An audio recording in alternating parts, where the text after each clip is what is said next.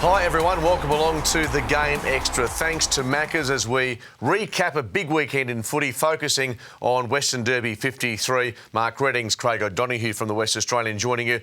And the Fremantle Dockers had the victory to break the drought. It was an amazing victory too, wasn't it? What a start to that game. 8 goals in the first quarter. They just blew them off the park.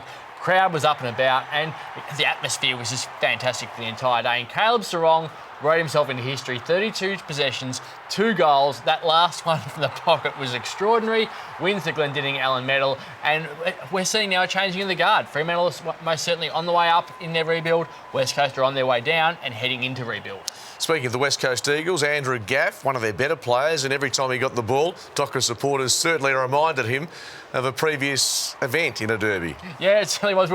What made it interesting was if West Coast had got up, like they were challenging for a long period of time, the one thing that stood out was you knew every time he had the ball, so you knew he'd had a lot of the footy because they were booing so much. He played really well, actually, Andrew Gaff, so that was a good performance by him and under pressure in all Western Derbies.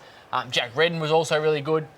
But they've lost Tim Kelly. And when you lose Tim Kelly to a knee injury, that's not ideal, and especially for the rest of the year. If they get through to finals, which is looking unlikely now, significant knee injury, unlikely to play again this year. Speaking of great players and, of course, great careers, Stephen Hill bowing out.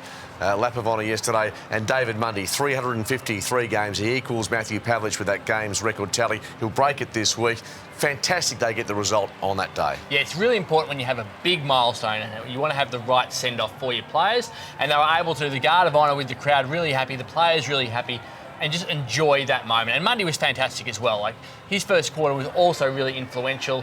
He was in the votes for the medal also, and he just keeps on keeping on. I reckon he's going to get to 400. I can see him playing for a couple of more years. It was great to see some former Fremantle players out there as well for the start of the game, and just a wonderful occasion and a wonderful day for their club. Sets it up beautifully for a final round in the AFL. Of course, so many positions in the 8 still to be decided. From a WA perspective, looks unlikely for West Coast or Fremantle. How's this going to play out?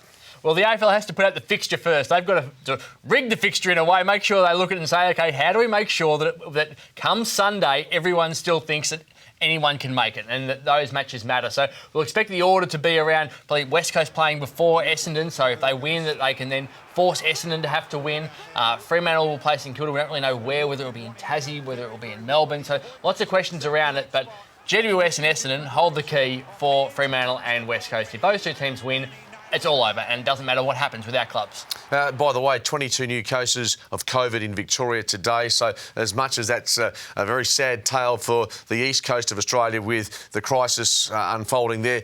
From a WA footy perspective, the grand final, we've gone from being, I think, outsiders to firm favourites now to host some finals and the grand final. 51,000 people there yesterday, and the atmosphere was unbelievable. It felt like footy used to be. And there was West Coast fans there as well, which gave it the two-sided element of the crowd. And that's what we'll see during finals, where you can hear the roar regardless of what's happening. And I think we've seen, I was at the Essendon-Richmond game in the crowd, and that was an amazing night.